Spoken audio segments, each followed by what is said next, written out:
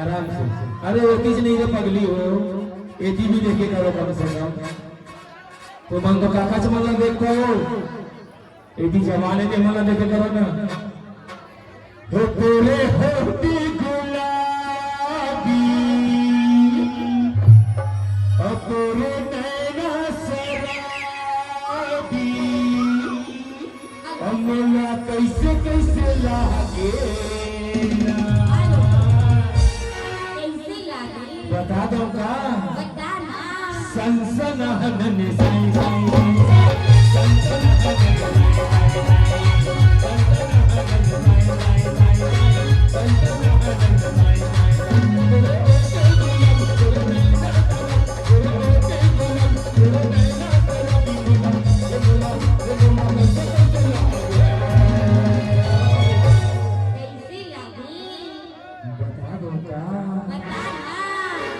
सनसन हनन साई साई